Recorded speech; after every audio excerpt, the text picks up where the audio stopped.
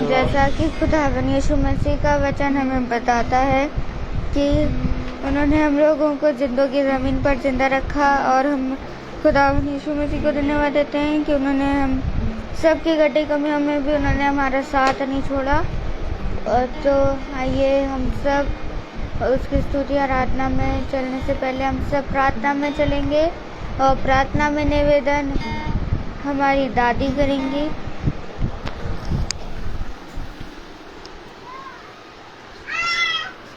प्रभु आपको धन्यवाद करती हूँ, जितना धन्यवाद दूँ उतना ही कम है। हम लोगों पे आसीम भलाई और ये जो आपका अनुग्रह है, जो हम लोग सब ठीक हैं और ठीक टाइम पे आप लोगों के प्यार में हम लोग एकत्रित हुए हैं। हम लोगों की दुआ को सुनना, कबूल करना मेरे ईश्वर।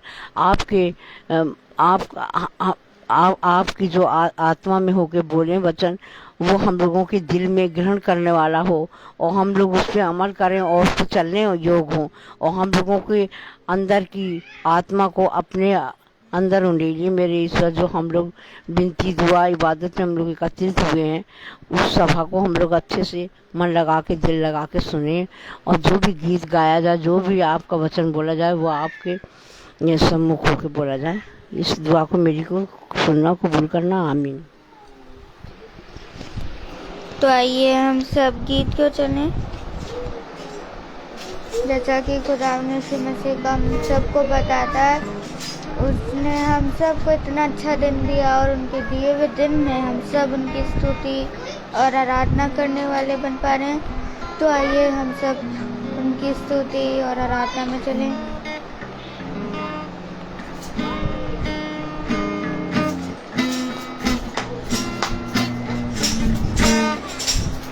आज का दिन यहोवा ने बनाया है, हम इसमें आनंदित हों, आनंदित हों।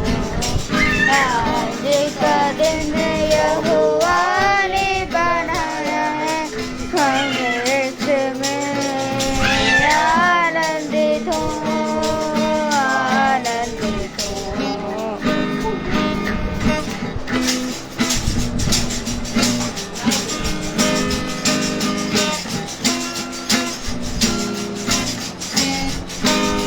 तुझी प्रशंसा करे, क्यों ना कुछ होता रहे। तुझी प्रशंसा करे, क्यों ना कुछ होता रहे। उसको हम बाते रहे, चाहे जहाँ भी रहे। उसको हम बाते रहे, चाहे जहाँ भी रहे। क्योंकि आज का दिन यहोवा ने बनाया है, हम इसमें आनंदित हों, आनंदित हों। का दिन यहोवा ने बनाया है, हम इसमें आनंदित हों, आनंदित हों।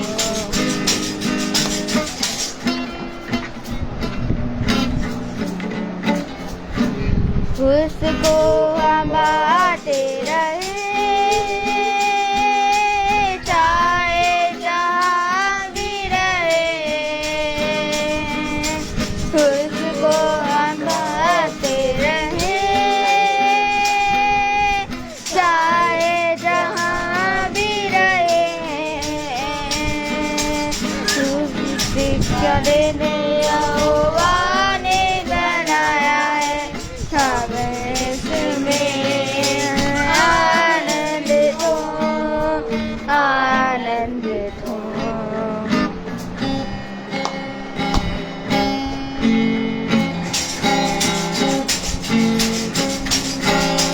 यीशु का नाम है सारी जमीन पर, जिससे हम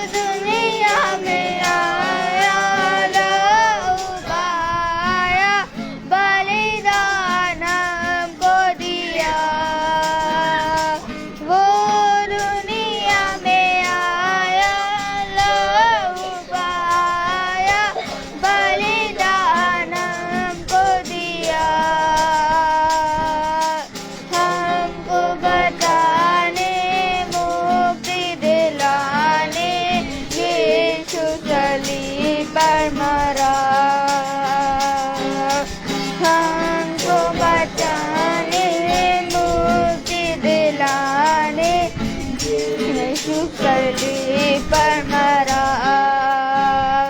आसमान के नीचे लोगों के बीच में कोई दूसरा नाम नहीं है।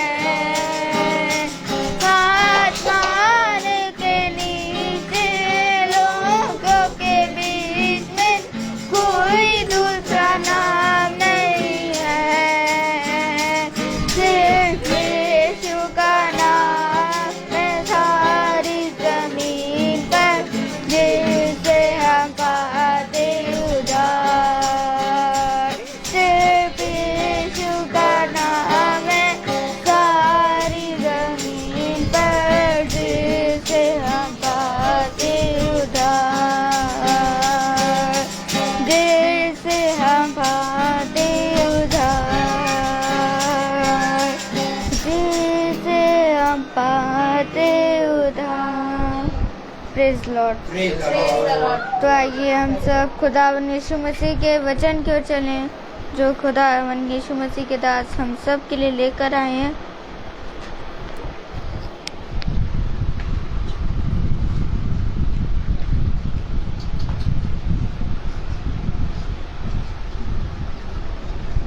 Praise the Lord, hallelujah. एक बार फिर खुदा ने हमें ये समय दिया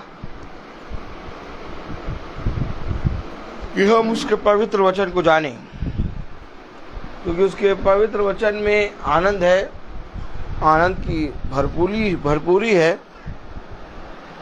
वो हमें अपनी सामर्थ से बढ़ाता और अपनी सामर्थ से हमें बिछौने से उठा के चलाता है। खुदावंद का वचन बहुत ही पवित्र है, जिसे मनुष्य नहीं समझ सकता, क्योंकि अगर मनुष्य समझ जाता तो मेरे प्यारे भाई बहनों उसका उद्धार हो जाता। खुदा ने कहा क्योंकि मनुष्य नहीं समझ सकता, इसलिए मैंने इसे समझाने के लिए अपनी ही आत्मा दी है। आमीन। तो मेरे प्यारे भाई बहनों, अगर हम खुदा के प्रति ईमानदार नहीं हैं और इस संसार में हम बहुत आयत से बढ़ते जाएं और खुदा के वचन में ना चलें, तो हमारा चलना समझो व्यर्थ है।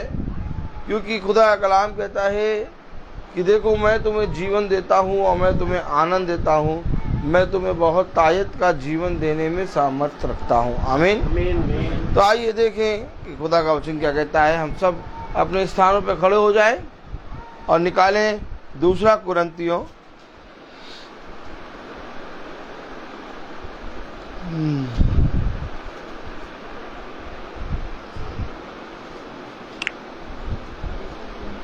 उसका 4 अध्याय और उसकी 13वीं आयत पढ़ेंगे।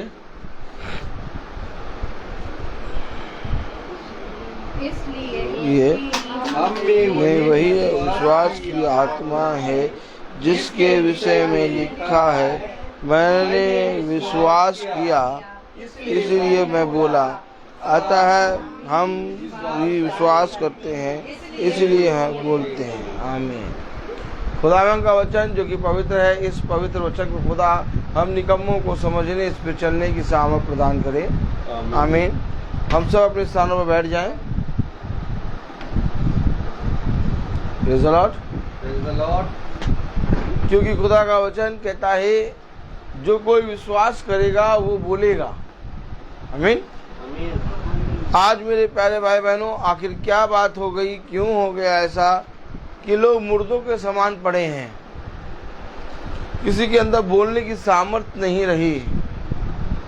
वो पाप को होते हुए देखते हैं, परंतु वह मुंह घुमाकर चल देते हैं।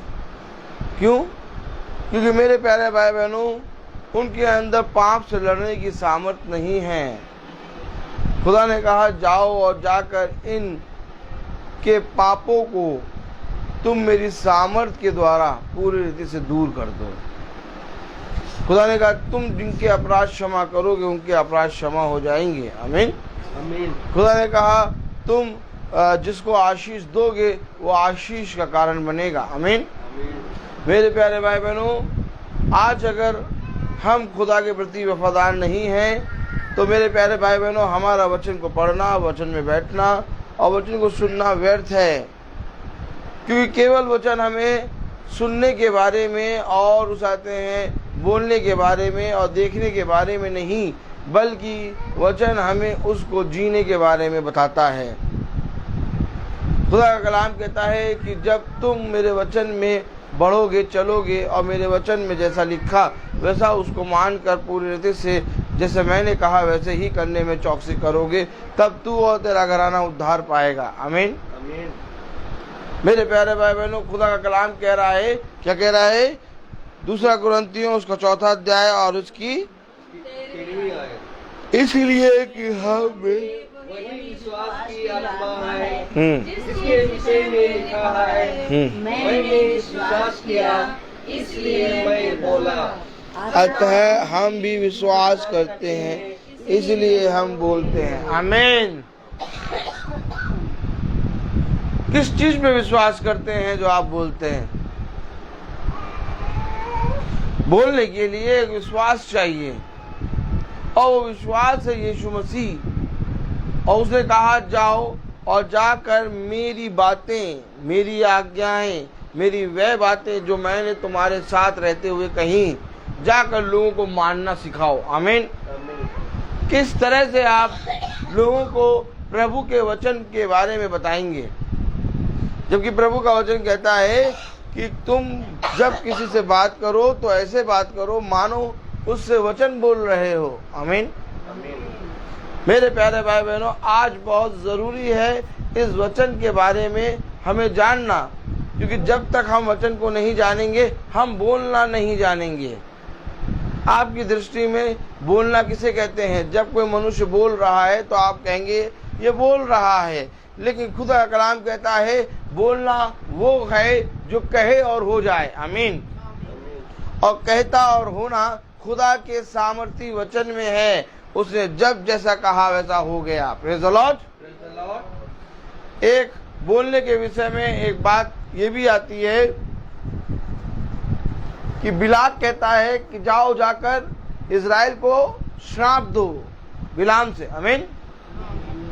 लेकिन बिलाम जब खड़ा भी हो जाता है श्राप देने, प्रेज़ द लॉर्ड, तो भी मेरे प्यारे भाई बहनों वो जब बोलता है तो उसके मुंह से इज़राइल के प्रति आशीष निकलती है। कब इन वचनों को जानेंगे? क्योंकि अगर हम इन वचनों को जान जाएं तो मेरे प्यारे भाई बहनों हम खुदा के विषय में जान जाएंगे। आज देखिए, लोगों के बोलने के कारण लोगों के घर टूट जाते हैं, लेकिन क्या ये धन्य है वो जो बोलते हैं और प्रेम का समाचार लाते हैं और लोगों के घर बन जाते हैं। आमीन। आमीन। कलाम में लिखा है,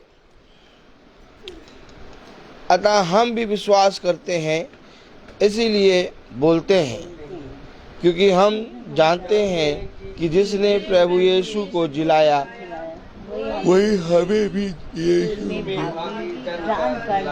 का और तुम्हारे साथ अपने सामने उपस्थित करेगा। आमीन। जिसने खुदावन यीशु मसीह को जिलाया वही हमें भी जिलाएगा। आमीन।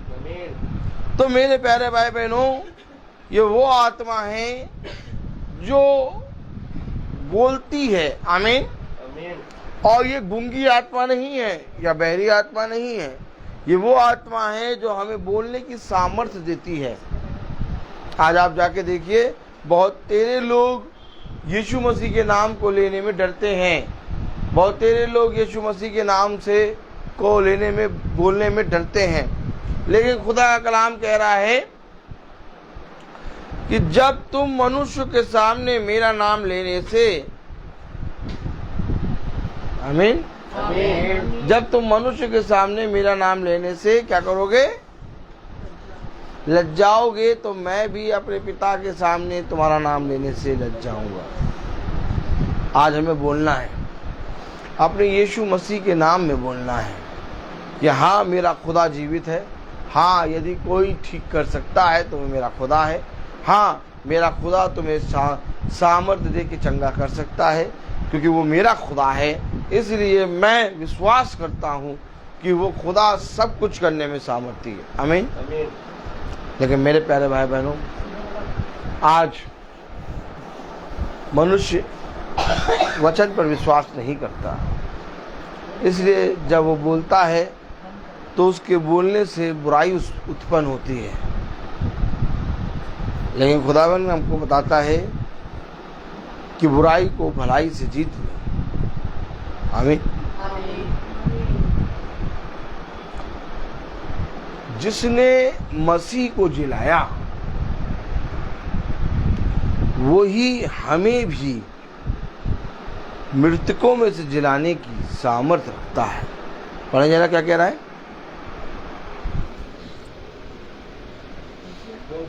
क्योंकि हम जानते हैं कि जिसने प्रभु यीशु को जिलाया वही हमें जिलाएगा और तुम्हारे साथ अपने सामने उपस्थित करेगा। आमीन।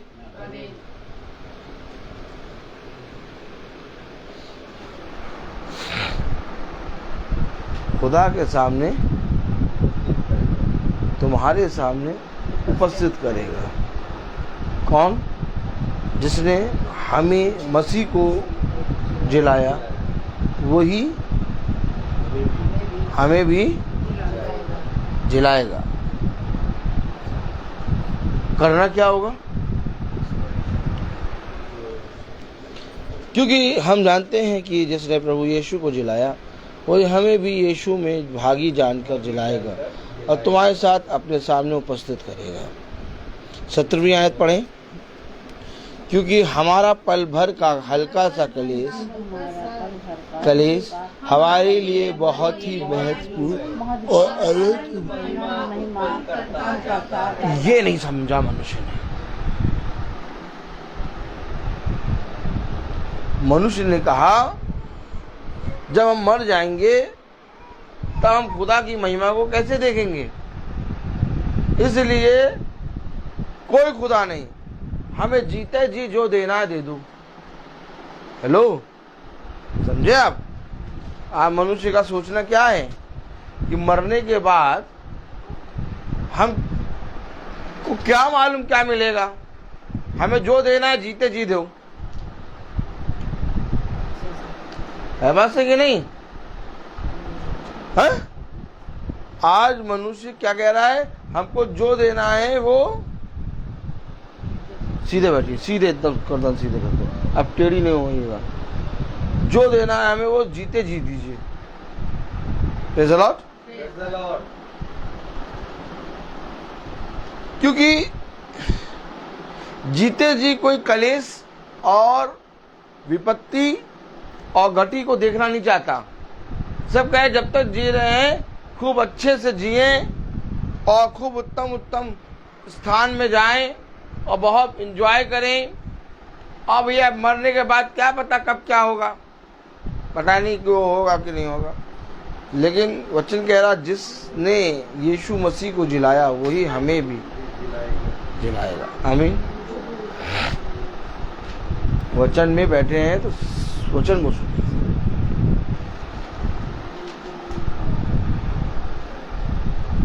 अब अगर वो हमें जिलाएगा तो जिलाने के लिए इससे पहले कि वो जिलाए 17वीं आयत कह रही है क्योंकि हमारा पल भर का हल्का सा कलेश हमारे लिए बहुत ही महत्वपूर्ण और अनंत महिमा उत्पन्न करता जाता है। क्या उत्पन्न करता है? महत्वपूर्ण और अनंत महिमा। क्या? पल भर का कलेश। अब कलेश कोई सहना नहीं चाहता। अभी किसी के जीवन में कलेश आ जाए, देखो मसीह के प्रति जितना भी विश्वास होगा डोलने लगेगा। जबकि मसीह ने कहा मैंने जिस आत्मा ने यीशु मसीह को जिलाया हमें वही आत्मा हमें भी जिलाएगा। क्यों? क्योंकि यीशु मसीह की आत्मा में इतनी सामर्थ्य है कि वो मृतकों को जिला सके। आमीन। लेकिन इससे पहले कि तुम जियो तुम्हें एक प्रमाण देना होगा, तुम्हें एक परीक्षा देना होगा। एक क्या आएगा? कलेश। एक कलेश तो तुम्हारे जीवन में आएगा ही आएगा। अब कौन उस कलेश से निकलना चाहता है? अगर कलेश नहीं आएगा तो तुम मसीह के विश्वास में बढ़ोगे नहीं, और जब कलेश आएगा तो तुम उसके विश्वास में और स्थिर होगे, और जब तुम उसके विश्वास में स्थिर होगे, उस कलेश से निकलकर तुम्हारे लिए एक महिमा रखी है, और उस कलेश को कह रहा महत्वपूर्ण है। क्या है? क्या लिखा है? पढ़े जा 17वीं आयत। क्योंकि हमारा पल भर का हल्का सा कलेश। कितना कलेश है? हल्का सा कलेश। पल भर का हल्का सा। Praise the Lord। Praise the Lord। पल भर का हल्का सा। Praise the Lord। Praise the Lord। पल भर का हल्का सा कलेश। अगर बहुत ध्यान से देखिए, पल भर हल्का सा समय होते ही मृत्यु आ जाएगी। Praise the Lord। Praise the Lord। पल भर का हल्का सा कलेश। कितना? पल भर का हल्का सा कलेश। थोड़े से ही देर में क्या आएगा? मृत्यु आ जाएगी। जान रहे हो आप? पल भर का हल्का सा कलेश। Praise the Lord. Praise the Lord। लेकिन इस मृत्यु से तुम्हारे लिए एक अनंत जीवन रखा है, और ये मृत्यु तुम्हारी नहीं बल्कि तुम्हारे पापों की है। आमीन।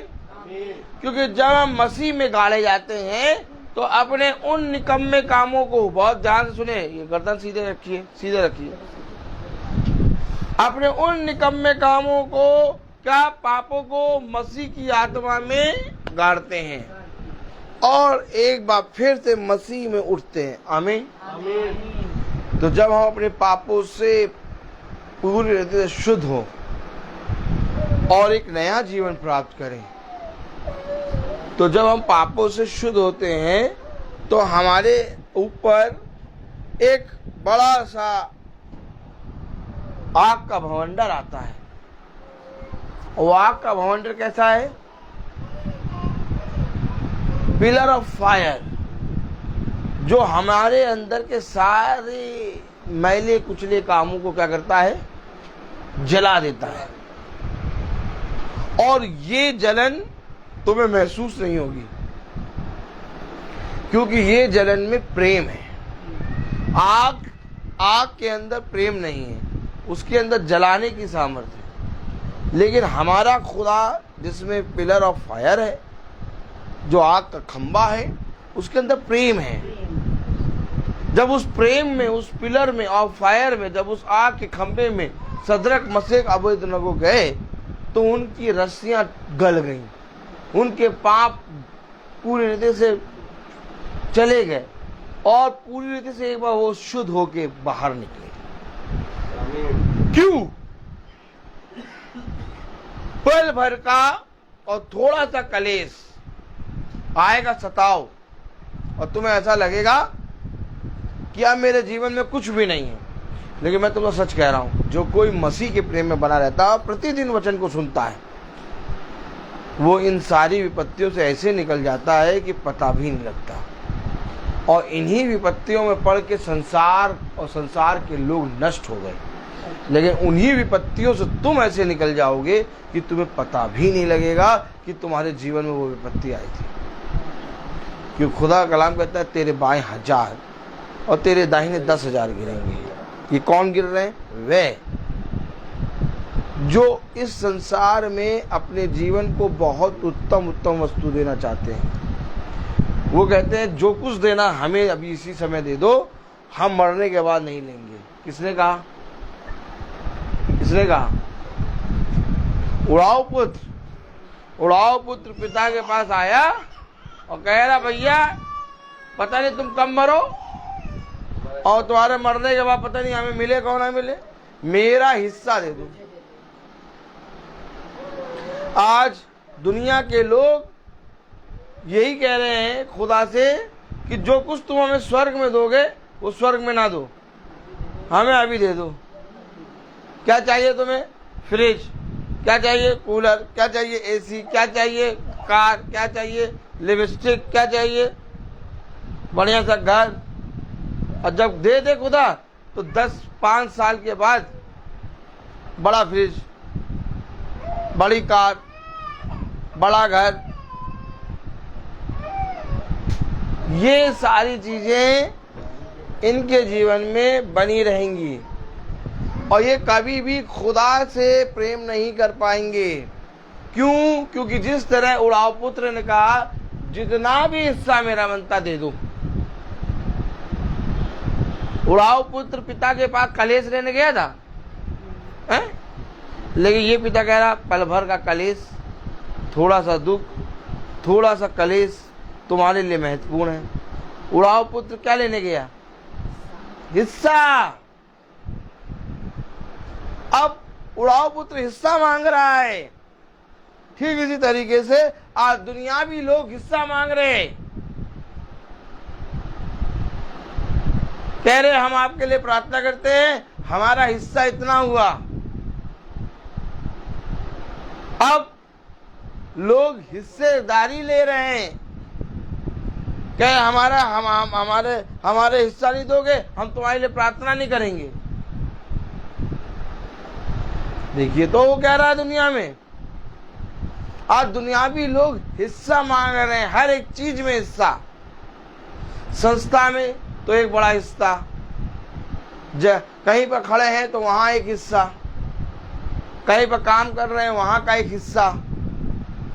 लेकिन खुदा का कलाम कह रहा कि ये हिस्सा जितना भी संसार में है, उन हिस्सों को मांगने से अच्छा तू खुदा से स्वर्ग की वस्तुएं मांग। नहीं मांग रहा स्वर्ग की वस्तु। कौन सी आत्मा? वो आत्मा जो मसीह को जिलाया। आमीन। वो आत्मा जिसने यीशु मसीह को जिलाया, वही आत्मा हमें भी जिलाएगा। तो वही आत्मा हमें क्यों जिलाएगा? जब हमारा हिस्सा उसके अंदर होगा तब जिलाएगा। अगर हमारा हिस्सा उसके अंदर नहीं होगा तो, हमारा हिस्सा इस संसार में होगा तो संसार की आत्मा कौन है? दुष्ट।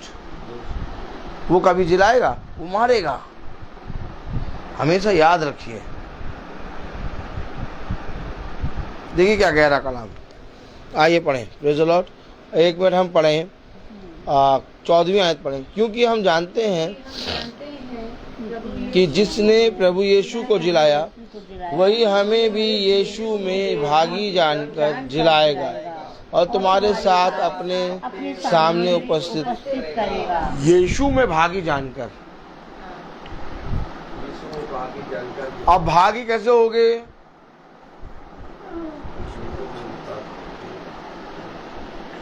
महत्वपूर्ण कलेश। भागी कौन बना रहा है? महत्वपूर्ण कलेश। यह अवश्य है कि तुम कलेश में दिए जाओ। यह अवश्य है कि तुम पर विपत्ति आए। यह अवश्य है कि तुम पर सताव आए। यह अवश्य है कि तुम सताए जाओ। यह अवश्य है कि तुम्हारे घर के लोग ही तुम्हारे विरोध में बोले। यह अवश्य ही है कि तुम्हें इस दुनिया में कोई नहीं पहचानेगा। एक इन बातों को एक महत्वपूर्ण स्थान में खुदा ने रखा है। इसलिए प्रभु ने कहा, जो धीरज से बाट जोते हैं वो धन्य है। और जाओ जाके देखो, बाट कोई नहीं जोना चाहता। आज कोई बाट जोना चाहता है, बस कहते फल मिल जाए। क्या मिल जाए? फल मिल जाए। फल मिल जाए। बच्चे कहते हैं, हमें उसाते हैं, अच्छे कपड़े मिल जाए। अच्छे कपड़े दे दो, थोड़े दिन बाद कहेंगे अच्छा मोबाइल मिल जाए। अच्छा मोबाइल दे दो, कहेंगे अच्छी गाड़ी मिल जाए। अच्छी गाड़ी दे दो, बोलेंगे अच्छी लड़की मिल जाए। ये फल को तुरंत खाना चाहते हैं और धीरज से बाट नहीं जोड़ना चाहते। हर एक चीज का समय है। एक समय के अकॉर्डिंग हमें हर एक चीज अपने बच्चों के जीवन में देनी है। जैसे हमारा खुदा हमें समय के अनुसार हर एक चीज देता है। आमीन है। आप सोचिए, अगर खुदा हमें समय के अनुसार हर चीज ना दे रहा होता, अगर मेरी शादी थोड़ी जल्दी हो गई होती तो मैं तो पापी का पापी बना रहता हूं। एक समय है। पता नहीं कौन सी अंधकार की शक्तियों को हमारे जीवन से निकालेगा खुदा, जिसको हम नहीं जानते, और अपने ठहराए हुए समय पर हमें वो फल दे देगा।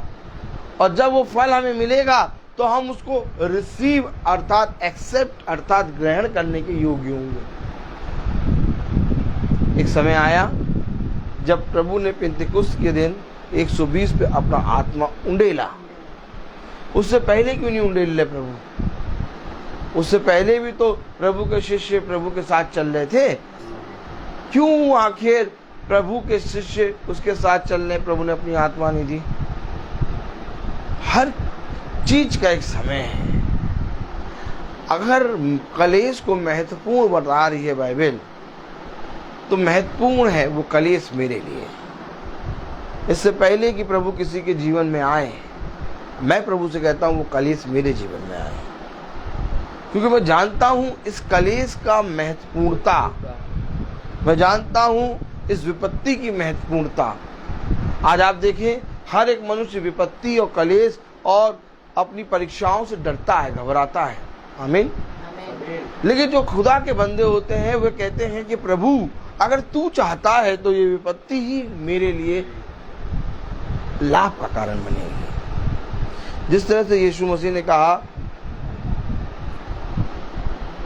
कि अगर तू चाहता है कि मैं ये पहला पीऊं तो मेरी नहीं बल्कि तेरी इच्छा पूरी। ठीक इसी तरीके से सदरक मसीह अबेदनगो ने कहा, देखो राजा, हम तुम्हारे विषय में नहीं जानते, लेकिन हमारा खुदा जो कहता है हम वही करते हैं। वो हमें बचाए चाहे ना बचाए, लेकिन हम उसी की सुनेंगे। ठीक इसी तरीके से डैनियल नबी कि मैं तुम्हारे सामने नहीं झुकूंगा, मैं अपने खुदा की आराधना करूंगा। आमीन। कलेश, विपत्ति और इन घटी के समय में आनंद मनाना है, क्योंकि कलेश और विपत्ति महत्वपूर्ण है। क्योंकि ये महत्वपूर्ण इसलिए है क्योंकि ये हमें खुदा के निकट ले जा रही है, और इस महत्वपूर्ण कलेश के कारण हमें वो भाग मिलेगा जो यीशु मसीह में रखा है। क्योंकि वचन में लिखा कि यीशु मसीह में जो तुम्हारा भाग है तुम उसके द्वारा जिलाए जाओगे। अगर यीशु मसीह में तुम्हारा भाग ही ना हो तो पढ़े जरा 14वीं आयत। क्योंकि हम जानते हैं जिसने प्रभु यीशु को जिलाया वही हमें भी यीशु में भागी जानकर जिलाएगा। हाँ, यीशु मसीह ने इस पृथ्वी पर क्या सहा? कलेश एक दिन का नहीं था उसका कलेश जब से वो पैदा हुआ तब से जब तक उसने देह को ना छोड़ा तब तक था। आज हमारा और आपका कलेश तो थोड़े समय का होता है, पल भर का होता है, लेकिन खुदा के वचन में कहा गया कि उसने बचपने से ही, जन्म से ही मार खा खा के आज्ञाओं को मानना सीखा। वो कूटा गया, वो मारा गया। उसने एक एक समय, कितने समय? एक एक समय कलेश सहा। और हमारे लिए कितना कलेश है? पल भर, थोड़ा सा कलेश। अब इसको नहीं सह रहे। हमारे लिए समझिए इतना कलेश है जैसे मोमबत्ती जलाते समय हमारा हाथ में जल जाता है, हम शू करते हैं, जैसे मोमबत्ती जला रहे, एकदम से हमारे हाथ में एक मोमबत्ती का मोम गिर जाता है। जब मोम गिरता है तो हमें ऐसा लगता है जलन लगती है, सेकंड भर का। उतना ही हमारे लिए कलेश है इस पृथ्वी पर, लेकिन उतना भी कलेश आज मनुष्य नहीं झेल पा रहा। क्यों? क्योंकि उसके अंदर उस कलेश को झेलने की सामर्थ्य नहीं है। जितना मोमबत्ती जलाते समय मोम जब हमारे ऊपर गिरता है तो हमें एक वो जलन सी होती है। अगर उतनी जलन घास और फूस पे पड़े तो घास और फूस उतनी जलन में जल जाएंगे। और खुदा का कलाम कहता है लकड़ी का लट्ठा होगा तो जल जाएगा, घास होगा तो जल जाएगा, फूस होगा तो जल जाएगा, परंतु जो मेरे वचन में बना रहता है वो सर्वदा चमकेगा। आमीन। तो 17वीं आयत क्या कह रही, पढ़े। क्योंकि हमारा पल भर का हल्का सा कलेश हमारे लिए बहुत ही महत्वपूर्ण है, अनंत महिमा उत्पन्न करता जाता है। उसमें महिमा आ रही है। और महिमा कहाँ आती है? खुदावन यीशु मसीह के नाम में। इसलिए उसका भाग बनना ही कलेश को सहना है। जाओ और जाकर देखो कि जितने भविष्यवक्ता आए, जितने नबी आए, क्या उन्होंने खुदा के कलेश को या उन्होंने उस विपत्तियों को सहा कि नहीं सहा? तो मालूम चलेगा कि हर एक के जीवन में एक कलेश था।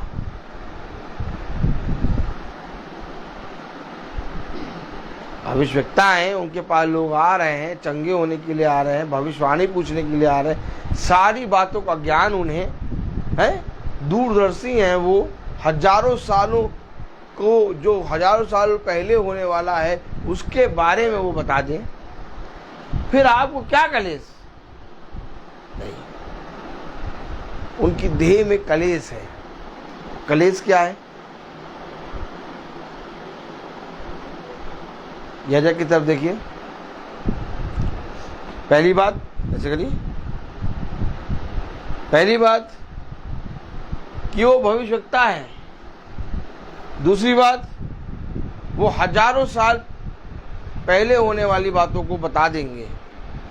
तीसरी बात, वो जो बताएंगे सब सत्य बताएंगे। चौथी बात, वो जिसको आशीष देंगे वो आशीष का कारण बनेगा। पांचवी बात, वो जिस रोगी के लिए प्रार्थना करेंगे वो रोगी निश्चय चंगा होगा। छठी बात, खुदा का आत्मा उनमें बना रहता है। इसके बाद और भी बहुत सी बातें हैं, मैंने तो थोड़ी सी बातें गिनाई। एक भविष्यवक्ता के अंदर कितनी बातें हो सकती हैं, ये अगर मैं गिनाने चलूं तो पूरी बाइबल आप पढ़ लेंगे, तब आपको मालूम होगा, क्योंकि पूरी बाइबल भविष्यवक्ता के अंदर है। आमीन।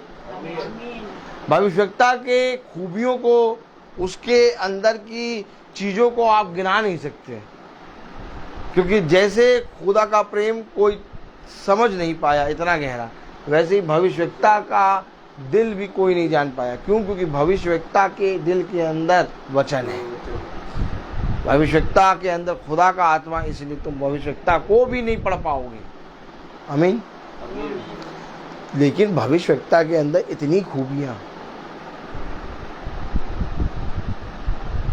तो फिर किस बात का कलेश? जब इतनी खूबियां हैं भविष्यवक्ता के अंदर, तो कलेश किस चीज का है? बताइए। आप सुनिए, कलेश इस चीज का है कि उसकी जो देह है वो उसको पाप में ले जाती है, और खुदा का आत्मा उसको पाप से रोकता है।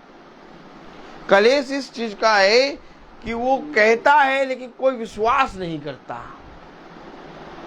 कलेश क्या है? कि वो कह रहा है ये होगा, ये होगा, ये होगा, कोई विश्वास नहीं कर रहा। और कलेश इस चीज का कि जिनके लिए वो बता रहा है वही उसको मारने के लिए घात लगाए बैठे हैं। Yes no? Yes no? पौलुस जिस शहर जाकर खुदा के सुसमाचार को बता रहा, उसी नगर के लोग उसको मार रहे हैं। यीशु मसीह जिस नगर में जाकर जीवन का संदेश बता रहा, उसी नगर के लोग उसको मार रहे हैं। पौलुस को नगर नगर पीटा गया। आमीन। आमीन। यशायाह को मारा गया, यिर्मयाह को मारा गया, पतरस को मारा गया, थोमा को मारा गया है, यूहन्ना को मारा गया है, पौलुस को मारा गया। क्या कर रहे थे ये नगर में जाकर? कहाँ लिखा? अरे दिखा दो भैया, दिखा दो, दिखा दो, दिखा दो। आइए देख लें एक आयत, एक आयत दिखा दे बस। ये तो कहें अरे नहीं भैया, पौलुस और इन लोगों को तो बिरयानी खिलाई जाती थी।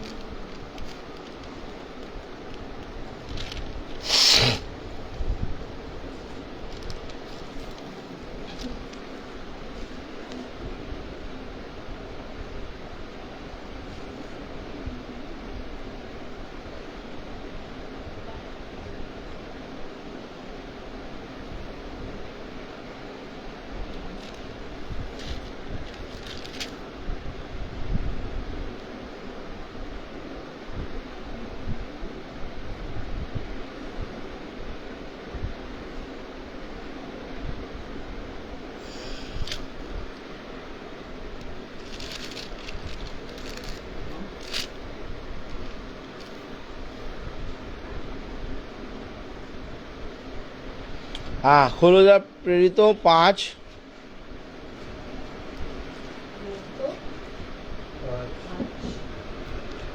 चालीस पढ़ो।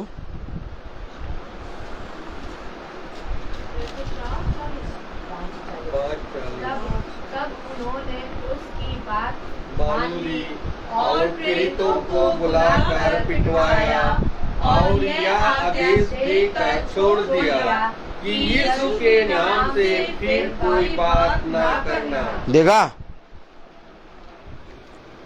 क्या करा? प्रेरितों को पिटवाया। बुलाकर पिटवाया। अब आप बताइए कि जब उन्होंने खुदा की बात बताई, क्योंकि जो नाम यीशु मसीह को जिस आत्मा ने जिलाया वही आत्मा हमें भी यीशु मसीह में भागी होने के कारण, अब यीशु मसीह में भागी कैसे होंगे? पिटे तो नहीं, बुरा भला तो नहीं कहा गया है, कोई तुम्हारे बारे में कुछ ना कहे। अभी आप वचन बाइबल की पुस्तक बंद कर दीजिए और अलतार पे रख दीजिए, ठीक? और ले कैंडल पे कैंडल अलतार पे चढ़ाइए और चर्चेस में माला और कैंडल लेके पहुंचिए।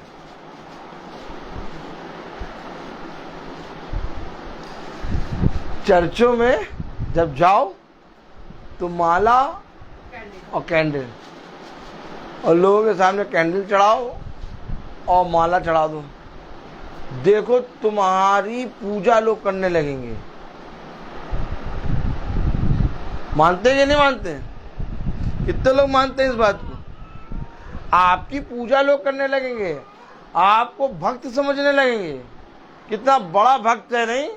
हर संडे संडे कैंडल चढ़ाता है, हर संडे संडे अरे फूल का माला लेके आता है, बहुत बड़ा। और अगर आप संडे संडे बाइबल लेके जाने लगे चर्चेस, कोई आपको नहीं बोलेगा, आपके विरोध में बात करने लगेगा। जब एक बाइबल वहां पढ़ी जा रही तो दूसरी बाइबल लेके क्यों आए? यीशु मसीह के नाम को लेके बोलना, लोग तुम्हारे विरोधी। आज लोग दूसरों से प्यार इसलिए करते हैं क्योंकि कोई खुदावन यीशु मसीह का नाम नहीं लेता। अभी आप यीशु मसीह का नाम लेके प्रचार करने लगे और सच बताने लगे, जैसा लिखा बाइबल में, आपको दुश्मनों की कमी नहीं होगी। जो आपको नहीं जानते वो भी दुश्मन बने। आपने कभी उनको देखा ही नहीं है। आपने कभी उनको नहीं देखा और ना ही उन्होंने आपको देखा। बस उन्होंने आपको सुन लिया कि इन्होंने बाइबल से बचा दिया ये बात ऐसे, वो आपके विरोध में बातें करेंगे।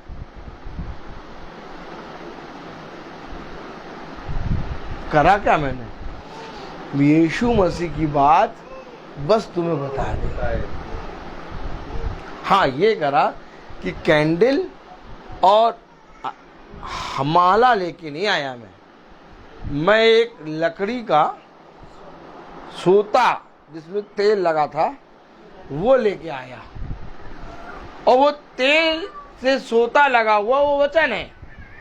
उसने कहा चाहे मैं घोर अंधकार की वादियों में क्यों ना चलूं, लेकिन मुझे तेरे सोते से शांति मिलती है, और मैं यही सोता लेके जाता हूं। तो लोग कहते हैं ये हमारे विषय में बोल रहा है। अब देखो मीटिंग करने आ गया, अब देखो पूरी मीटिंग हमारे लिए बोलेगा, जबकि ना उनका नाम है, ना ही उनका एड्रेस है, और ना ही तीर घाट, ना ही मीर घाट, लेकिन हम बोलेंगे वचन और उनको लगेगा हमारे विषय। क्यों? क्योंकि उनके अंदर एक दुष्ट की आत्मा है, और उस आत्मा को मारना हाथ से नहीं है, क्योंकि हाथ से मारोगे तो उस आत्मा की वैल्यू बढ़ जाएगी। उसको मारना है लातों से, लात से मारना है, और एड़ी से उसके फन को यूं यूं करना है। हाथ से नहीं छूना है, हाथ से नहीं छूना। सुन लो, तरीका है मारने का उस आत्मा को। उस आत्मा को लात से मारना है और एड़ी से कुचलना है उसके फन को। ये कोई नहीं करता, और हम यीशु मसीह के नाम में यही करते हैं। तो लोग कहते हैं भैया इनको अच्छा बुला लिया, एक तो बुलाए ऊपर से रूह अफ़ज़ा पिलाएंगे थोड़ी देर बाद, और ये हमारे बारे में बोलेंगे। मैं आपको सच कहूं, खुदा आत्माओं को जानता है। अगर किसी मसीह जाने को बुलाओगे और खुदा के वचन में खुदा के लोगों को बुलाओगे, तो वो तुम्हारी बातें नहीं करेंगे। जो बात तुम्हारे घर में, तुम्हारे जीवन में बनी है, उस बात को लेके वो प्रचार करेंगे। और यही है मसीह का प्रचार, कि तुम जहां जाओ वहां पर आत्माओं को पहचानो।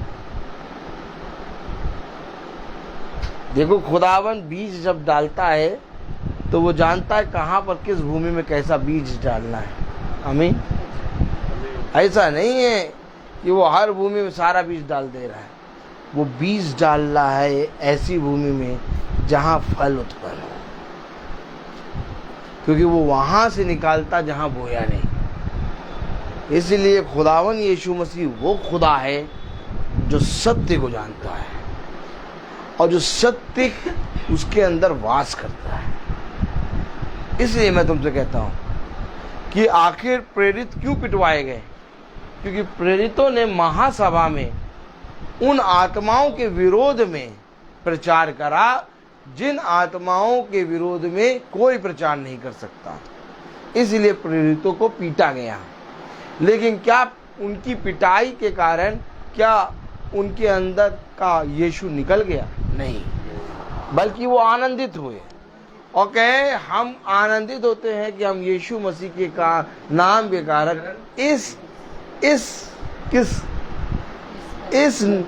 इस कलेश को जो महत्वपूर्ण है हमारे ऊपर आया, तो क्या धन्य है वो जो इस कलेश को, जो थोड़े समय का है और महत्वपूर्ण है, जिसको अपने जीवन में धारण करते हैं। मैं आपसे फिर कह रहा हूं कि या तो मनुष्य को दिखाने वाले बन जाओ, या तो खुदा के मार्ग पर चलने वाले बन जाओ। अगर मनुष्य को दिखाने वाले बनोगे तो यही मनुष्य तुम्हारे विरोध में बोलेंगे, लेकिन अगर खुदा के वचन में चलोगे तो भला मनुष्य तुम्हारे विरोध में बोले, लेकिन तो खुदा तुम्हारी ओर है। और अगर मैं तुम्हारी ओर हूं तो मैं तो सच कहता हूं, फिर तुम्हारा बुरा करने वाला कौन?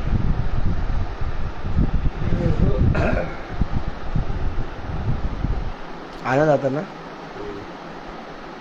कितना पवित्र वचन। जिसने यीशु मसीह को मुर्दों में से जिलाया, वही यीशु मसीह में भागी होने का। ये याद रखना, ये याद रखना, यीशु मसीह में भागी।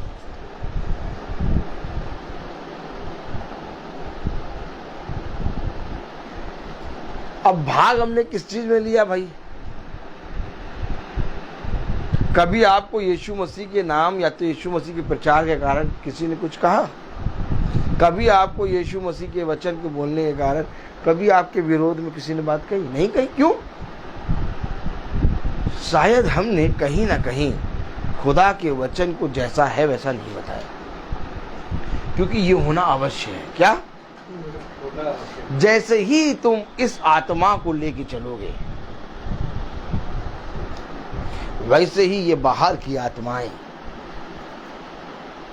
तुम्हारे विरोध में बोलेंगी। और एक विश्वासी मनुष्य की यही पहचान है कि वो जहां जहां जाएगा उसके पीठ पीछे बातें होंगी, लेकिन वो उन बातों को लेके कभी भी वार्तालाप नहीं करेगा, क्योंकि खुदा का कलाम कहता है जो बुरा कहता है उसके घर से बुराई कभी दूर नहीं होगा। तुम्हारा काम है सीधे मेरे वचन को लेके चलना। जब से मैं प्रचार कर रहा हूं, मैंने किसी के विरोध में एक भी बुराई बात नहीं की। मैंने वचन से उसको समझाया, और आज भी मैं वचन से ही बात बताता हूं। तुम्हें बुरा लगे तो वो खुदा और तुम जानो, तुम्हें अच्छा लगे तो खुदा और तुम जानो। मेरा काम है वचन बताना, और मैं वचन बताता हूं और उससे कोई कंप्रोमाइज नहीं करता। चाहे तुम मेरे विरोध में जितनी बात करो, चाहे तुम एक तलवार लेके आओ और कहो पास्टर साहब, हाँ ये तलवार हम आपके पेट में घुसेड़ना चाहते हैं। क्यों? क्योंकि आपके पेट, आपके मन से बहुत बुरे बुरे वचन हमारे लिए निकलते हैं। तो हम कहेंगे तुम्हें घुसेड़ने में शांति मिलती है तो लो, ये भी कर लो।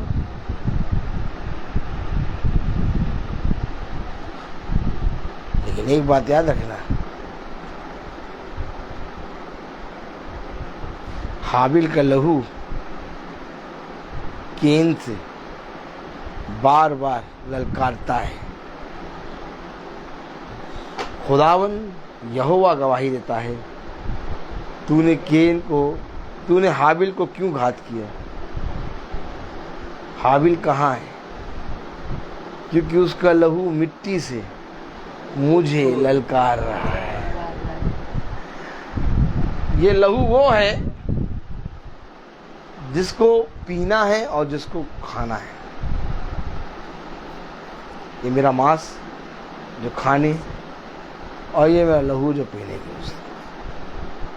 आज भला मैं तुम्हें बुरा लगता हूं, लेकिन कल यही कलेश, थोड़ा सा कलेश तुम्हारे लिए महत्वपूर्ण है। अगर आज तुम इस कलेश को आनंद के रूप में ग्रहण कर लोगे, कल तुम इस वचन को जानकर तुम भी यही भाषा बोलने लगोगे। तब वो कह रहा है हमने सुना इसलिए हम बोलते हैं। क्या कह रहा?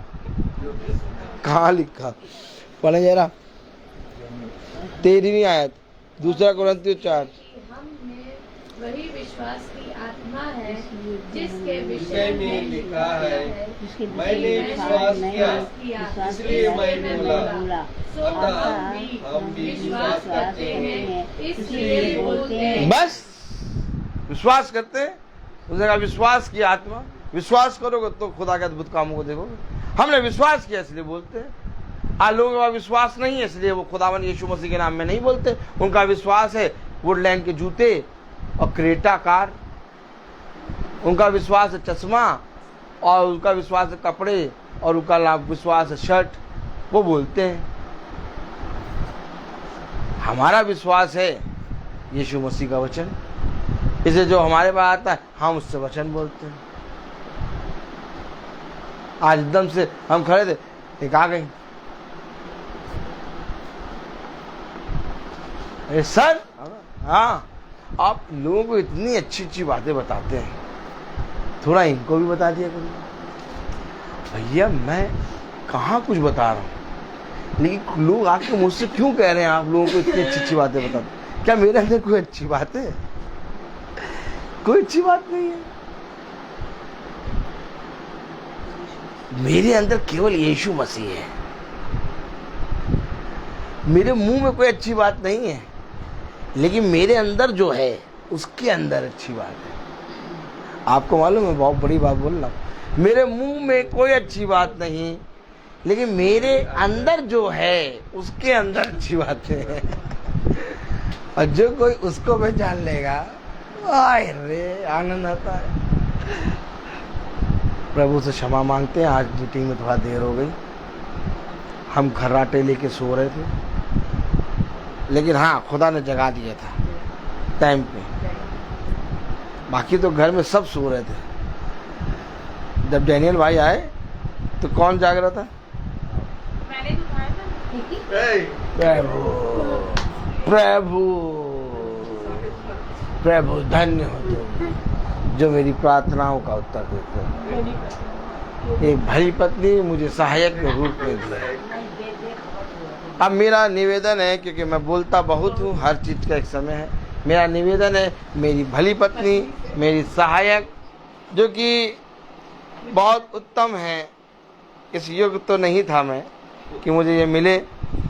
ये पता नहीं कहाँ से एक उत्तम फल समुद्र के नीचे से प्रभु ने, एकदम नीचे से, एकदम गहराई से, जहाँ टाइटैनिक भी ना पहुँच सके, उसकी भी गहराई से प्रभु ने निकाल के ये उत्तम फल मुझे दिया है। और इस उत्तम फल के लिए मैं प्रभु को बहुत धन्यवाद देता हूँ। Praise the Lord. आइए हम प्रार्थना करें। धन्यवाद धन्यवाद धन्यवाद धन्यवाद देते खुदा सुंदर समय के लिए जो एक बार आपने फिर दिया। जाने अनजाने में खुदा हमसे कोई भी गुनाह हुआ हो उसे माफ़ करिए खुदा। आज जो भी आपके दास ने वचन बोला मेरे खुदा, हम उसे सुन के ग्रहण करने वाले बन सके मेरे खुदा, भूलने वाले नहीं खुदा। जितने भी लोग यहाँ बैठे हैं सबके ऊपर अपना आशीर्वाद हाथ रखिए खुदा।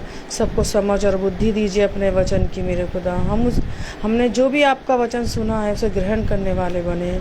जितने भी लोग देख रहे हैं फेसबुक पे, सब पे ऊपर अपना आशीर्वाद हाथ रखना खुदा। सबकी दुख तकलीफ़ों को दूर करिए मेरे खुदा। हम सबके संग रहिए। जाने अनजाने में कोई भी गुनाह हुआ उसे माफ़ कर खुदा। आपके बेटे मसीह के नाम में होकर मांगते हैं, आमीन। हमारे आप जो आसमान पे हैं, आपका नाम पाक माना जाए, आपकी बादशाहत आए, आपकी मर्जी जैसे आसमान में पूरी थी ज़मीन पर भी हो। हमारी रोज़ की रोटी आज हमें बख्श दीजिए, जिस तरह हम अपने कसूर वालों को माफ़ करते हैं, आप भी मेरे कसूर माफ़ करिए। हमें आजमाइश न पड़ने दीजिए, बल्कि बुराई से चाहिए। बादशाह कुदरत और जलाल हमेशा आपकी, आमीन। अब हमारे खुदावन यीशु मसीह का फजल, खुदा बाप की मोहब्बत, पाक रूह की रिफाकत और शराकत हम में से हर एक विश्वासी जन के साथ अब से लेकर अनंत काल तक होती रहे, आमीन।